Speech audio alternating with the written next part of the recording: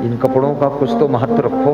बाबा लोग मत बनो बाबा। कौन बना था बाबा तुम? सच्चे महात्मा बनो। दुनिया माने चाहे न माने, ये मानना ना मानना इसकी लफड़े भी नहीं फंसना। क्या जरूरत है वहां? कोई मान सम्मान दे चाहे न दे, देगा उसको फायदा होगा। सच्चे संत बनो। उन संतों के लिए कहा है प्रथम भगत संतन कर संग। और संत के लक्षण भी बताया है, संत कैसा होता है। लक्षण बता देता हूं, 2-3 चौपाई सुनाता हूं। संत का लक्षण क्या होता है, संत के लक्षण सुनो।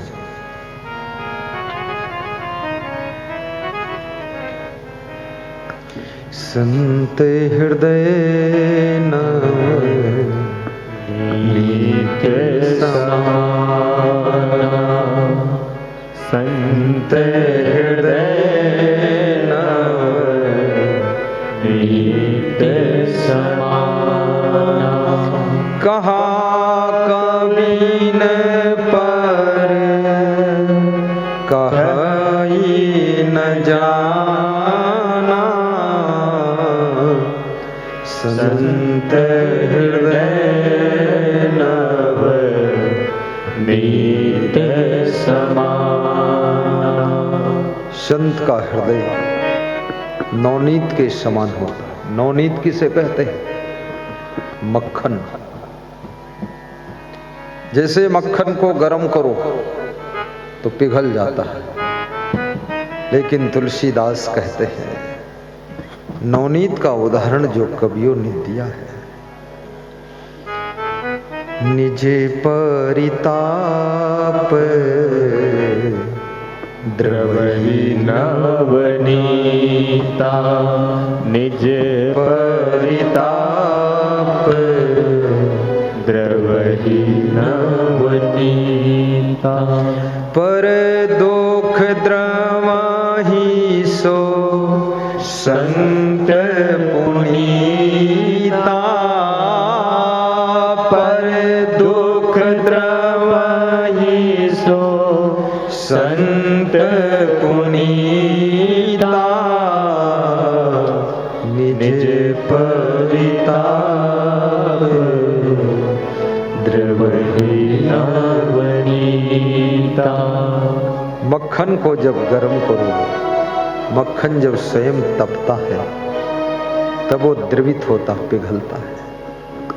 लेकिन भगवान कहते हैं संत तो वह है जो दूसरों को दुखी देख करके ही पिघल जाता है, वो संत है।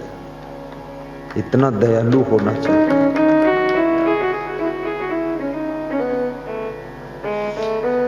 मैं एक टोल टैक्स पर पार कर रहा था, तो टोल टैक्स वाले टोल टैक्स मांग रहे थे। तो मैंने एक साधु को देखा, वो खोपड़ी में बहुत बाल थे और थोड़ा गंदे कपड़े पहने हुए जा रहा था वो साधु। तो मैंने उसको बुलाया, इधर आओ बाबा। टोल टैक्स वाला खड़ा था, देख रहा था, बुलाया। तो मैंने अपने ड्राइवर से कहा कोई गरम चादर है क्या? बोले गरम चादर तो इस गाड़ी में नहीं है। तो हमने कहा मेरी चादर है क्या? बोले आप वाली है। तो हमने कहा लाओ उसी को दे देता। तो मेरी चादर तो अच्छी चादर थी, क्योंकि भक्त हमको अच्छी ही देते हैं। तो मैंने जब उसको उठाया तो टोल टैक्स वाले को आंसू आ गए। बोले हम लोग इतने अंधे हैं, ये रोज यहाँ निकलता है, हमने इसको 1 मीटर कपड़ा नहीं दिया और आप पहली बार निकले, इसको बुलाकर इतनी कीमती चादर उठा दिया। बोला मेरे टोल टैक्स पर तो संत के रूप में भगवान आ गए, सब खोल दो टोल टैक्स, जाने दो महात्माओं को। कितनी गाड़ी है बाबा जी? हमने कहा 14 गाड़ी है। बोले 14 हो चाहे 84 हो, सब जाने दो। बोले ऐसा आंखों में आंसू आ गया। दूसरे का दर्द जो समझता है वो भगवान का दूसरा रूप होता है, भगवान का दूसरा रूप। पर दुखेन यो दुखी सुखो यस परस्त्रिया, पद्म पुराण का श्लोक है। पर दुखेन यो दुखी सुखो यस परस्त्रिया संसारे यस्मिन सह विज्ञेया साक्षात देव हरि स्वयं। जो दूसरों के दुख को देख करके द्रवित हो जाता है और जो दूसरों के सुख को देख करके प्रसन्न होता है। देखो ये बहुत कठिन बात है, ये दोनों कठिन है। कहना आसान, लिखना आसान, पढ़ना आसान, सुनाना आसान, सुनना आसान, लेकिन ये करना, ये होना बहुत कठिन है। दूसरों के दुख को देख करके जो द्रवित हो जाए, पिघल जाए, उसके दुख को दूर करने के लिए जो दवाई बन जाए, और दूसरों को सुखी देख करके जो प्रसन्न हो जाए, खुश हो जाए। खुश होना बहुत कठिन है। दूसरों के सुख को देखकर मन में ईर्ष्या पैदा होती है, जलन पैदा होती है। किसी व्यक्ति का अच्छा मकान बन रहा हो, बन गया हो, बन चुका हो, तो खुशी नहीं होती है, देखकर मन में जलन होती है। मन श्राप देता है कि भूकंप में इसका मकान गिर जाता तो अच्छा था। भगवान से ये मांगो कि मेरा भी मकान बने ऐसा, वो तो ठीक है। किसी का बेटा फर्स्ट पास हो गया, अंदर दुख हो जाता है। किसी के द्वार पर 4 व्हीलर कार आ गई, गाड़ी आ गई, मन में दुख हो जाता है। खुशी होना चाहिए कि मेरे पास नहीं तो पड़ोसी के पास सही, कोई बात नहीं। और दूसरे के दुख को देख करके जो दूसरों को मदद करता है, द्रवित हो जाता है। पद्म पुराण का ऋषि लिखता है, साक्षात देव हरि स्वयं। पर दुखेन यो दुखी सुखो यस परस्त्रिया संसारे यस्मिन सह विज्ञेया साक्षात देव हरि स्वयं। संसारे अस्मिन, अस्मिन माने इस संसार में, संसारे विज्ञा मैंने जानना चाहिए उसको। क्या? साक्षात हरि स्वयं। वो साक्षात हरि भगवान है जो दूसरों के दुख में द्रवित होता है और दूसरों के सुख में खुश होता है। ये तो कलयुग में भाई भाई से जलन करता है, देवरानी जेठानी में तो द्वंद्व युद्ध होता है। अगर देवरानी उन्नति कर जाए तो जेठानी बेहोश हो जाती है। ईर्ष्या की बीमारी, अगर जेठानी प्रगति कर जाए तो देवरानी यही माला जपती है कि जेठानी का विनाश हो जाए प्रभु। घर घर में ईर्ष्या काम कर रही। राजनीतिक पार्टियों में भी बहुत ईर्ष्या द्वेष काम कर रहा है। एक नेता तेज गति से आगे बढ़ने लग जाए तो सारे के सारे नेता उसकी टांग पकड़कर खींचते। अपनी टांग आगे नहीं बढ़ाएंगे, आगे बढ़ने वाले व्यक्ति की टांग पीछे खींचेंगे।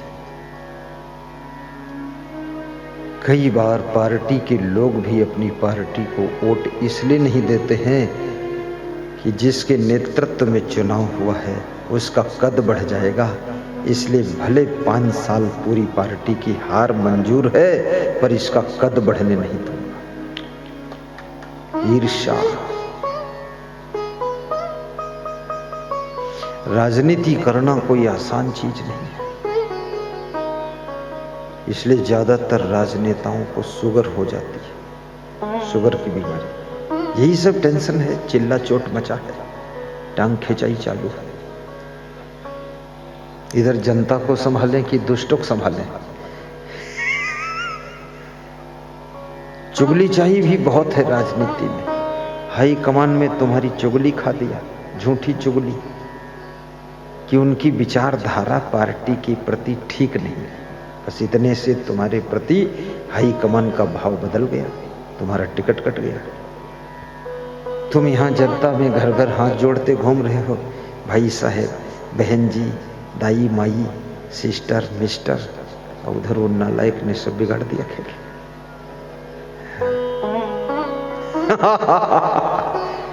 बहुत जंजाल है। इस टेंशन में तो हार्ट अटैक भी हो जाते लोगों के। इसलिए नेता को सत्संग सुनना बहुत जरूरी है, ताकि दुष्टों की दुष्टता से तुम्हारा जीवन प्रभावित न हो। चाहे जो भी ये करें, पर ताली बजाकर हंसते रहो बेईमानों के लिए। चंडाल खोपड़ा।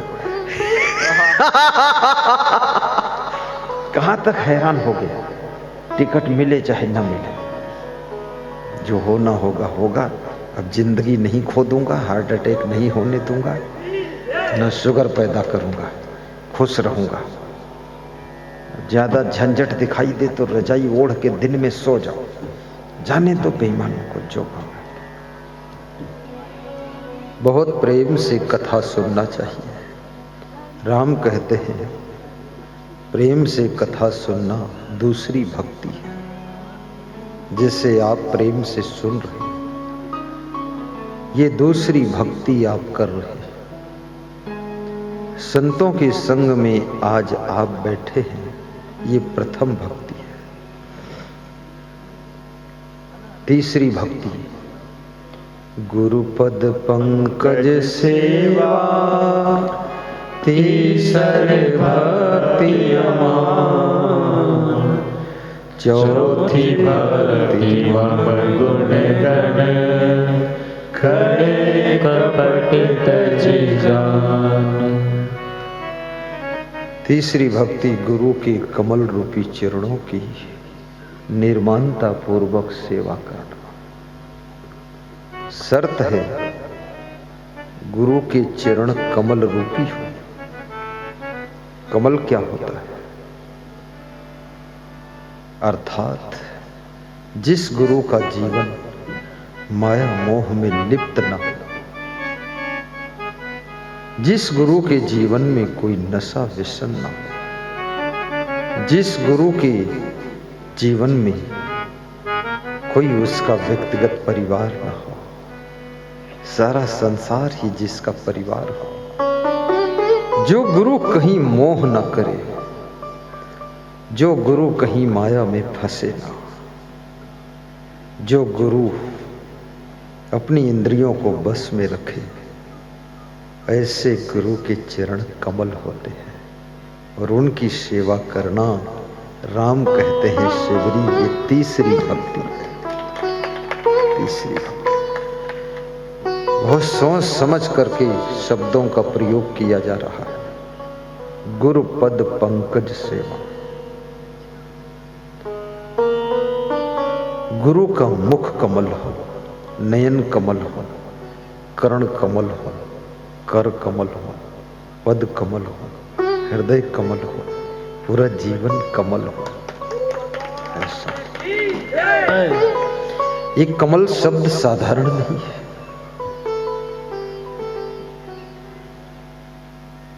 ऐसे कहना आसान है, कर कमल बहुत। उसके कर माने हाथ होता है। उसके कर कमल हैं, जिन हाथों से बुरे कर्म बंद हो चुके हैं, अब सत्कर्म ही हो रहे हैं, वो कर कमल होते हैं। वो नयन कमल हैं, जिन आंखों से अब बुरी दृष्टि समाप्त हो चुकी है, अब केवल और केवल कल्याण की, प्रेम की दृष्टि बची है। वो नयन कमल है। वो मुख कमल है, जिसके मुख से अब गलत शब्द नहीं निकल रहे, जिसके मुख में अब गलत खान पान बंद हो चुका है, वो मुख कमल है। वो चरण कमल हैं, पद कमल हैं, जिसके पैर अब गलत राह पर चलकर नहीं जाते हैं, वह पद कमल है। और वो जीवन कमल है, जिसका जीवन माया मोह से निर्लिप्त हो चुका है, उसका जीवन कमल है। और जिनका जीवन कमल है, ऐसे गुरु की चरणों की सेवा निर्माणता पूर्वक करना तीसरी भक्ति है। तीसरी भक्ति, ऐसे गुरु का मिलना भी बहुत दुर्लभ है। ये कोई छोटी बात नहीं है। माया मोह कठिन संसार, यही विचार न काहू विचारा। माया मोह कठिन है फंदा, करे विवेक सोई जन बंदा। ये माया मोह का फंदा बड़ा, जरा से चूक जाओगे, माया मोह में फंस जाओगे।